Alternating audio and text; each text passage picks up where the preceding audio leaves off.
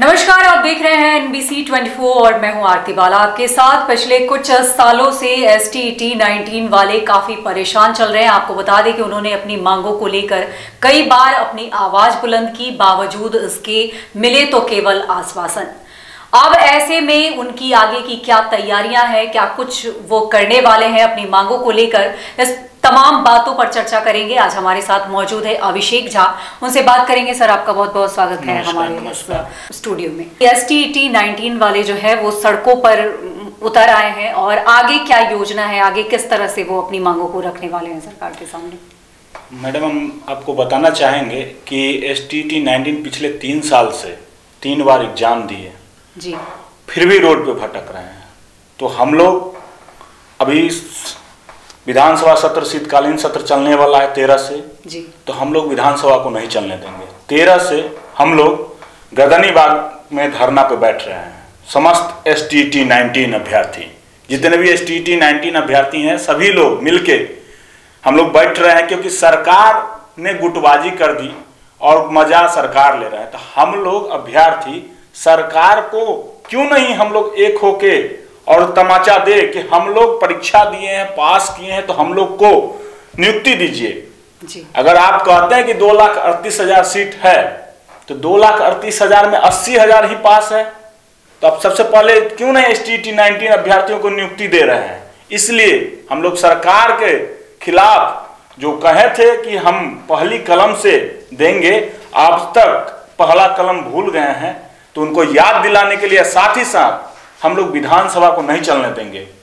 क्योंकि वो लोग जो चाहते हैं कि हम लोग टाल मटोल करते रहे, ऐसा कभी नहीं होने देंगे। हम लोग पुरजोर तरीके से विरोध करेंगे और हम लोग का एक ही मांग है, नियमावली की प्रकाशित करें, नियमावली जल्द से जल्द प्रकाशित कीजिए और ऑनलाइन और सेंट्रलाइज बहाली तुरंत खोलिए। तो अभिषेक जी, मैं आपसे जानना चाहूंगी कि क्या सरकार की क्या मंशा लगती है कि 2024 के जो इलेक्शन है वहां तक आप लोगों की बहाली की जो प्रक्रिया है वो उसे टालने की कोशिश की जा रही है, या फिर जिस तरह से आप लोग कह रहे हैं कि आप प्रोटेस्ट करेंगे तो आने वाले कुछ दिनों में इस पर कुछ संशोधन देखने को मिलेगा? देखिए, सरकार यह भूल में रहे कि हम 2024 तक जाने देंगे, ये उनकी भूल है। हम लोग कभी नहीं होने देंगे उनकी भूल को सफल। हम लोग अब संसद से रोड तक चलेंगे, जिसके लिए जो करना होगा, मर मिटना होगा, चाहे जो करना होगा हम लोग करेंगे। चाहे इसके लिए जो करना होगा, वो चाहते रहे कि 2024 तक ले जाएं, तो वो भूल में रहें। हम लोग कोई भी परिस्थिति हो, चाहे हम लोग का आत्मदाह भी करना पड़े, तो करने के लिए हम लोग तैयार हैं। क्योंकि अब हमारे कुछ साथी बिहार में एक तो गरीबी चरम सीमा पे है, लोग आत्महत्या करने लगे हैं, खाने के लिए मर रहे हैं, तो कब तक झेलेगा? कुछ साथी 5 दिन पहले आत्महत्या कर लिए हैं STET वाले। तो अब यह हम लोग से बर्दाश्त के बाहर की बात है। 2024 दूर, अब हम लोग 2 महीना लेट नहीं होने देंगे। हम लोग की ज्वाइनिंग एनी हाउ मार्च तक होनी चाहिए। STET 19 अभ्यर्थियों की ज्वाइनिंग मार्च तक होनी चाहिए। इसके लिए प्रक्रिया के लिए सबसे पहले आप नियमावली को प्रकाशित कीजिए, साथ ही साथ 10 दिन के अंदर में आप ऑनलाइन और सेंट्रलाइज फॉर्म भरवाइए और ज्वाइनिंग दीजिए, ताकि हमारे सभी साथी बिहार में जाके सभी बच्चे, जितने भी 10+2 विद्यार्थी हैं, उनका भविष्य संवार सके। अभी जो रोड पे भटक रहे हैं, वो रोड पे नहीं जाके ब्लैक बोर्ड पे जाके अपनी ताकत को दिखलाए, बुद्धि को दिखलाए, ज्ञान को दिखलाए। हम यही सरकार से चाहते हैं कि 2024 नहीं, 2022 लास्ट चल रहा है, 2023 फर्स्ट में आप ज्वाइनिंग दीजिए। जी, अभिषेक जी, मैं आपसे कहना चाहूंगी कि जिस तरह से सरकार ने दावे किए हैं कि हम जो बहाली प्रक्रिया है वो लगातार जारी की जा रही है, ऐसे में अगर आश्वासन मिलते हैं तो फिर आप लोगों का क्या होगा? क्योंकि सरकार तो ये लगातार दावे कर ही रही है कि हम लोग ये प्रोसेस वाइज काम कर रहे हैं, प्रोसेस हो रहा है। अभी देखिए, BPSC ने भी धरना देना शुरू कर दिया है, BPSC अलग मांग उठा रही है, फिर उसके बाद आप लोगों का ये, तो क्या लगता है आपको कि कितने मतलब? देखिए, आश्वासन से काम नहीं न चलेगा। आपका इलेक्शन आश्वासन से नहीं न होता है।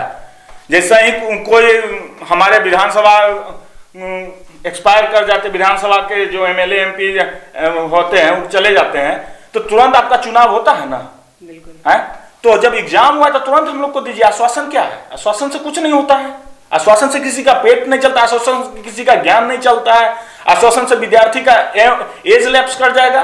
वो 10+2 में है, 11th में एडमिशन लिया है, सारे विद्यालय हमारे जो है वो कागज पे चल रहे हैं, वहां टीचर है ही नहीं, तो उनका जो समय जो जा रहा है, हमारे बच्चे जो बिहार के बच्चे हैं उनका जो समय जो जा रहा है आश्वासन से ठीक होगा कि एक टीचर जाके ठीक करेंगे स्कूल में।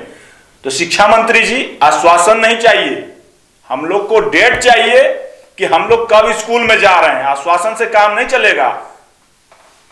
तो अभिषेक जी, जाते जाते अगर कहा जाए तो आप अपने ऐसे लोगों को क्या संदेश देना चाहेंगे कि आप लास्ट उनकी जो तमाम चीज़ें हैं वो किस तरह से उसको फॉलो करें और आगे की क्या रणनीति तय की है आप लोगों ने? जी, सभी STET 19 अभ्यर्थियों से मेरा निवेदन है कि 13 दिसंबर 2022 को महाधरना है STET 19 का। इसमें किसी भी प्रकार का कोई ये नहीं है। अब हमारा एक ही मांग है कि नियमावली प्रकाशित करे और जल्द से जल्द हमारा बहाली चालू करे। इसलिए सभी STET 19 अभ्यर्थियों से निवेदन है कि आप 13 तारीख को धरना स्थल गर्दनीबाग में आके सफल आयोजन करें इस धरना का और विधानसभा को घेराव सुनिश्चित करें, ताकि हमारी आवाज विधानसभा में उठे और जाके तब ये लोग जो बैठे हुए हैं कहते हैं कि पहली कलम से 10 कलम चल चुका है, 10-15 कैबिनेट बैठक हो चुकी है, अभी तक पहली कलम नहीं निकली है। तो मैं इनको उस दिन 13 दिसंबर को मैं याद दिला देना चाहता हूं कि अब कलम नहीं तलवार चलेगी विद्यार्थियों के हाथ से। कलम ही तलवार होती है विद्यार्थियों के हाथ में। तो ये तलवार के रूपी काम करेंगे 13 दिसंबर धरना स्थल से, और विधानसभा को हम लोग नहीं चलने देंगे। इस 13 दिसंबर को जो आंदोलन होने वाला है गर्दनीबाग में, इसके प्रारूप को बेहतर करने के लिए हम लोग 10 दिसंबर को गांधी मैदान में एक ऑफलाइन मीटिंग आयोजित किए समस्त STET 19 अभ्यर्थियों के लिए। आप जो है ये मीटिंग में आके सुझाव दीजिएगा कि क्या कर सकते हैं बेहतर, अपनी आवाज को पुरजोर तरीके से विधानसभा सदन में कैसे बेहतर तरीके से कर सकते हैं, इसके लिए ऑफलाइन मीटिंग का आयोजन किया गया। आप 13 दिसंबर को सफल बनाने के लिए सबसे पहले 10 दिसंबर को गांधी मैदान में समस्त बिहार के अभ्यर्थियों से 80,402 जितने भी हैं उनसे अपील है कि आप आइए और अपना सुझाव दीजिए कि बेहतर कैसे आंदोलन हो।